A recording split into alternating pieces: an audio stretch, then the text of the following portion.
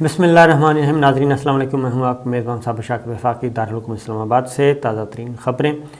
پاکستان کے وزیر اعظم اس وقت چین میں موجود ہیں اور انتہائی اہم دورہ ہے یہ، پہلے بھی بتا چکا ہوں۔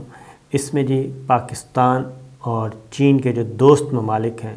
یہ پہلی دفعہ ہو رہا ہے کہ ونٹر اولمپکس ہیں، اور یہ ونٹر اولمپکس جو ہیں وہ بالکل واضح ہو گئی دنیا تقسیم کہ کون امریکہ کے ساتھ کھڑا ہے اور کون چائنا کے ساتھ کھڑا ہے۔ یہ واضح تقسیم ہے، اور ونٹر اولمپکس کو جو کہ کھیلوں کا ایک ایونٹ تھا، اس میں بھی پولیٹکس آ گئی، اور جب پولیٹکس آئی تو دنیا خود بخود دو حصوں میں ہو گئی تقسیم۔ امریکہ نہیں آ رہا اس میں، اور اس نے برطانیہ کو بھی منع کیا اور آسٹریلیا کو بھی منع کیا، کیونکہ یہ آکس 3 ملکی فوجی اتحاد ہے جو کہ چائنا کے خلاف ہے۔ تو یہ تو ایک یونٹی رہی۔ اس کے ساتھ ساتھ ایک اور ملک ہے مین جو نہیں آ رہا، اور وہ ہے انڈیا۔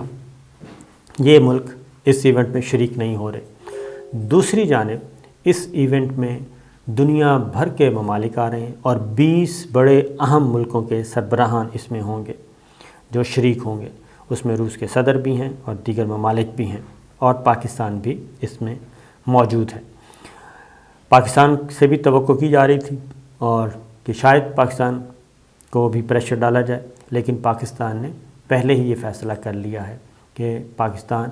ریجنل پلیئرز کے ساتھ رہے گا اور اپنے دوستوں کے ساتھ رہے گا۔ تو اس لیے اس وزٹ کو خاص اہمیت دی جا رہی ہے، کیونکہ یہ صرف اب کھیلوں کا ایونٹ نہیں رہا، بلکہ یہ اب دنیا کا ایک بڑا بلاک جو ہے وہ نظر آ رہا ہے۔ اس دوسری سائڈ پہ چائنا ہے، چائنا کہہ رہا ہوں، دوسری طرف پہ امریکہ ہے، آسٹریلیا ہے، برطانیہ ہے، اور ادھر انڈیا ہے۔ یہ ہے ٹوٹل اس وقت دنیا کا نقشہ۔ افغانستان میں کی جو صورتحال ہے وہ بھی جتنے بھی لائک مائنڈڈ ممالک ہیں وہ بھی ہوں گے۔ تو وزیر اعظم عمران خان کی صرف یہ بائی لیٹرل نہیں ہوگا معاملہ کہ صرف چین اور پاکستان کے درمیان نہیں، بلکہ وہاں پہ جو امپورٹنٹ میٹنگ ہے روس کے صدر کے ساتھ بھی ہے، اور دیگر جو ریاستیں ہیں، وسط ایشیائی ریاستیں ہیں، ان کے ساتھ بھی اہم ملاقاتیں ہیں، ان کے سربراہان کے ساتھ بھی سائیڈ لائن میٹنگز ہیں۔ بائی لیٹرل میں چین کے صدر سے ملاقات ہے، چین کے وزیر اعظم سے ملاقات ہے، اور دیگر تھنک ٹینکس کے ساتھ، کاروباری لوگوں کے ساتھ، بڑے بڑے صنعت کاروں کے ساتھ ملاقاتیں ہیں، اور اس میں خاص طور پہ پوری تیاری کے ساتھ یہ وزٹ کیا جا رہا ہے، اور مختلف وزارتوں سے رپورٹ لے کے اور اچھی پریزنٹیشن کی گئی ہے تیار اس کے اکارڈنگلی، کیونکہ وزیر داخلہ جو ہیں خاص طور پہ وہ بتا چکے ہیں کہ چائنا کا یہ جو دورہ ہے، اگر یہ ہماری توقعات کے مطابق رہتا ہے، اور دوسری جانب جو معیشت ہماری جس طریقے سے آگے بڑھ رہی ہے، شرح نمو آگے جا رہی ہے، اگر یہی رفتار رہی تو پھر یہ پاکستان جو ہے وہ آئندہ شاید IMF کے پاس نہ جانا پڑے، اور اس کے جو آمدنی ہے وہ ادر سورسز سے ہی اتنی ہو جائے گی کہ پاکستان قرضے اتارے گا بھی اور قرضے دینے والا ملک بھی بن سکتا ہے۔ لیکن اس کے لیے ضروری ہے کہ لانگ ٹرم پلاننگ اور پولیٹیکل سٹیبلٹی رہے، اور پولیٹیکل سٹیبلٹی اور سیکورٹی کا معاملہ ٹھیک رہے۔ یہ دو ہی چیزوں کو ٹارگٹ کیا جا رہا ہے کہ پولیٹیکلی بھی ڈسٹیبل کیا جائے پاکستان کو، اور سیکورٹی کے اعتبار سے بھی۔ اور خاص طور پہ یہاں پہ ایک بات کہوں گا میں کہ ایک طرف پاکستان کی اکانومی جو ہے اس میں بہتری آ رہی ہے۔ بظاہر تو یہ بات درست ہے کہ $1 ارب کا اور قرضہ لیا گیا، لیکن اس $1 ارب کے قرضے سے وقتی طور پہ تھوڑا سا ریلیف ملا ہے، اور وہ ریلیف اس سینس میں ملا ہے کہ ڈالر کا ریٹ جو ہے وہ نہ صرف سٹیبل نہیں بلکہ گرنا شروع ہو گیا ہے۔ پہلے ہی دن ڈالر جو ہے وہ 90 پیسے تک اس کی قیمت کم ہوئی۔ اسٹاک ایکسچینج میں بہتری آ رہی ہے، ڈالر گرنا شروع ہو گیا ہے، اور شرح نمو کہتے ہیں کہ اگر ہماری بڑھتی رہی، پاکستان کا جو ہمارا ٹارگٹ ہے وہ تو ہے 5.7 کا، اور جو انڈیپینڈنٹ جو عالمی ادارے ہیں ان کا خیال ہے کہ شرح نمو جو ہے وہ 4.5% تو ضرور رہے گی پاکستان کی، ہر صورت میں 4.5%، اور 4.5 سے 5% کے درمیان۔ لیکن جو ہمارا ہمارے اعداد و شمار بتاتے ہیں وہ شرح نمو 6% تک بھی جا سکتی ہے، اور وزیر خزانہ کا خیال ہے کہ اگر ہماری شرح نمو سٹیبل رہے، 5+ پہ رہے اور اس میں تسلسل رہے تو پھر ہمیں شاید دوبارہ IMF کے پاس جانا نہ پڑے۔ اور جبکہ بلومبرگ یہ بتا رہا ہے کہ 1 جولائی سے شروع ہونے والے مالی سال میں جو بجٹ شارٹ فال کا 5% سے 5.25% تک کا ہدف بنا رکھا ہے۔ تو یہ معاملات چل رہے ہیں، تو اگر اسی طریقے سے بڑھتے رہے تو ہوپ فلی جو ہے پاکستان بہتر پوزیشن میں آ جائے گا۔ اور خاص طور پہ IMF کا جو پروگرام ہے بحالی کا، ڈالر کی قیمت میں وہ کہتے ہیں کمی آ گئی ہے، اور انٹر بینک میں ڈالر دوران ٹریڈنگ 89 پیسے سستا ہو گیا اور 175 روپے پہ چلا گیا، 175.52 پہ، کافی عرصے سے 177 پہ چل رہا تھا۔ اور انٹر بینک مارکیٹ میں بھی کمی آئی ہے، اور اوپن مارکیٹ میں بھی ڈالر کی جو مانگ میں کمی آئی ہے، اور اس کی وجہ صرف یہی ہے کہ یہ قسط آئی ہے۔ لیکن ایک بات ذہن میں رکھیے گا کہ جب تک ہم اپنے وسائل میں اضافہ نہیں کرتے اور اپنی آمدن میں اضافہ نہیں کرتے، تب تک ہم اسی طریقے سے ہاتھ پھیلاتے رہیں گے اور وقتی طور پہ خوش ہوں گے، لیکن بالآخر اس کا جو الٹیمیٹ رزلٹ ہے وہ کوئی اتنا اچھا نہیں ہوگا۔ اسی لیے جی اس دورے پہ سب کی نظر ہے، واشنگٹن ہے، دلی ہے یا کوئی اور ہے، وہ سب اس وزٹ پہ نظر لگائے ہوئے ہیں، اور خاص طور پہ یہ میسج دینے کی کوشش کی جا رہی ہے کہ پاکستان کی طرف رخ نہ کریں۔ اب ایک اور میں خبر آپ سے شیئر کرتا ہوں کہ ہمارے جوانوں نے قربانیاں دی ہیں اور دہشت گردوں کو بھی اچھا خاصا نقصان پہنچا ہے۔ اس میں جو انفارمیشنز ہوئی ہیں اکٹھی جو کہ ہمارے اداروں کے پاس، اس کے اکارڈنگلی تو یہی ہے جی کہ یہ افغانستان ابھی تک افغانستان کی سرزمین استعمال ہو رہی ہے، اور وہاں پہ ان کے دوبارہ سے یہ ٹریننگ کیمپس جو ہیں وہ بیس کیمپ بن گئے ہیں۔ اس چیز کو اٹھایا جائے گا اب افغانستان کے ساتھ سیریسلی اور افغان حکومت کے ساتھ، کیونکہ یہ چیز قابل قبول نہیں ہے۔ یہ ڈاکٹر معید یوسف بھی کنوے کر چکے ہیں، ہماری دوسری سائڈ بھی کنوے کر چکی ہے، لیکن ابھی تک افغان حکومت جو ہے شاید وہ مکمل طور پہ اس کا اپنے بھی علاقوں میں کنٹرول نہیں ہے، اور شمالی اتحاد کے کچھ لوگ جو ہیں وہ بھی اب منظر عام پہ آ گئے ہیں۔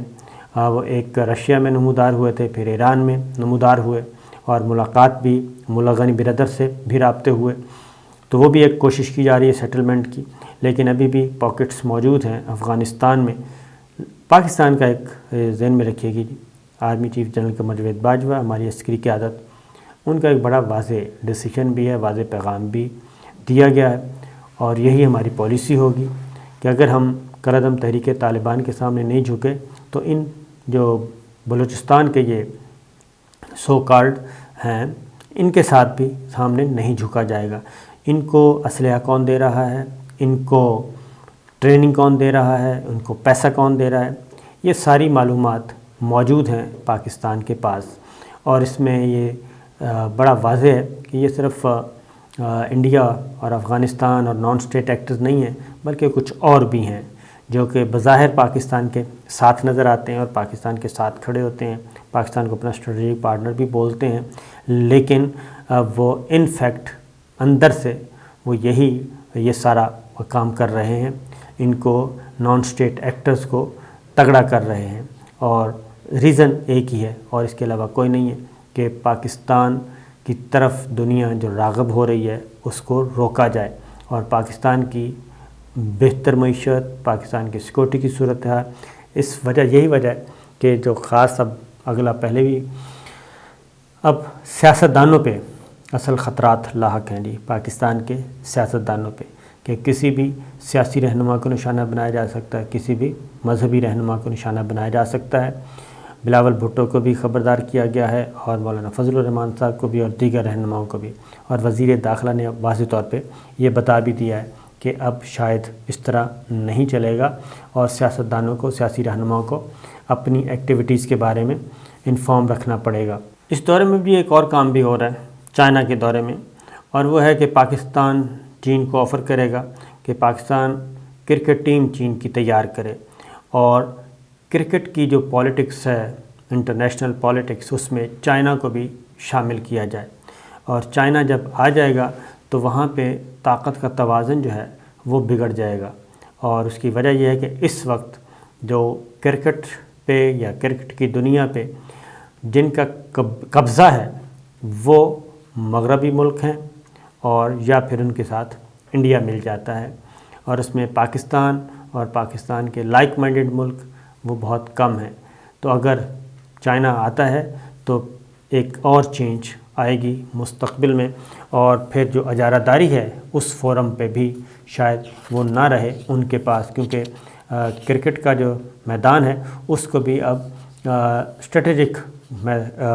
معاملات میں بھی استعمال کیا جاتا ہے، اور کسی کو کان مروڑنے، جیسے پاکستان کو ٹارگٹ کیا گیا تھا پچھلے دنوں کئی سالوں سے، تو اس میں بھی ایک چیز ہونے لگی ہے۔ ایک اور اچھی خبر لے لیں جاتے جاتے، اسلام آباد ہائی کورٹ نے ایک بہت ہی اچھا فیصلہ دیا جی، اور وہ فیصلہ ہے عدالت نے جسٹس اطہر من اللہ صاحب چیف جسٹس اور جسٹس محسن کیانی، انہوں نے یہ فیصلہ سنایا ہے۔ فیصلہ ہے کہ ججز، بیوروکریٹس، افسران کے لیے جو اسلام آباد میں خصوصی سیکٹرز میں پلاٹس کی اسکیم تھی اسے غیر آئینی قرار دے دیا ہے، اور اسلام آباد ہائی کورٹ نے یہ بہت بڑا فیصلہ دیا ہے، کیونکہ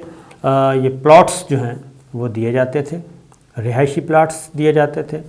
اور من پسند لوگوں کو بھی دیے جاتے تھے، اور اس کا مس یوز بھی ہوتا تھا، اور رعایتی نرخوں پہ دیے جاتے تھے، اور اس سکیم کو جی انہوں نے کہا ہے کہ یہ غیر آئینی ہے۔ عدالت نے خصوصی سیکٹرز میں پلاٹس کی اسکیم کو غیر آئینی قرار دے دیا۔ F12، G12، F14، F15 کی تمام اسکیموں کو غیر آئینی قرار دے دیا اور اسے مفاد عامہ کے خلاف قرار دیا ہے، اور اس نے کہا کہ جی عدالت نے کہ ریاست کی زمین جو ہے وہ اشرافیہ کے لیے نہیں ہے، وہ عوام کے مفاد کے لیے ہے، اور کسی بھی جج، بیوروکریٹ، پبلک آفس ہولڈر کو مفاد عامہ کے خلاف ذاتی فائدے کی پالیسی نہیں بنا سکتے۔ یہ خاص طور پہ federal government employees housing authority آئین کے خلاف کوئی اسکیم نہیں بنا سکتی۔ تو بنیادی طور پہ یہ چیز ہے جی کہ ہوا یہ تھا کہ یہ پریکٹس چل رہی ہے کہ بیوروکریٹس ریٹائرڈ ہوتے ہیں، ان سے پہلے ان کو پلاٹس دیے جاتے ہیں، پھر وہ اچھے خاصے قیمتی پلاٹ ہوتے ہیں لیکن کم قیمت پہ دیے جاتے ہیں، انتہائی کم صرف ڈیولپمنٹ چارجز وصول کیے جاتے ہیں۔ اوپن مارکیٹ میں فار ایگزامپل اگر 6-7 کروڑ کا پلاٹ ہے تو وہ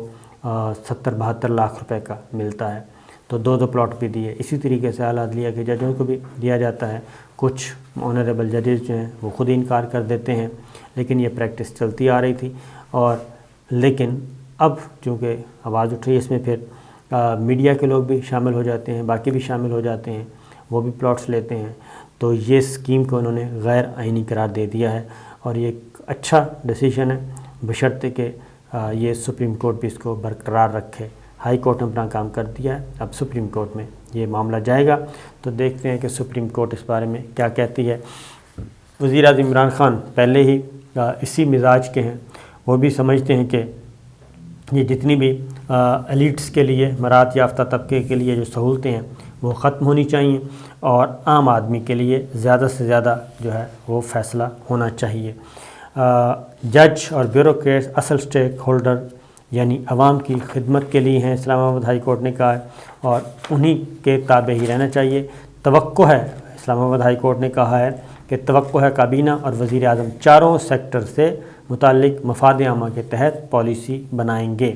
وہ 4 سیکٹر ہیں F12، G12، F14 اور F15۔ دیکھتے ہیں جی کیا رزلٹ نکلتا ہے۔ مستقل اجازت دیجیے، اللہ حافظ۔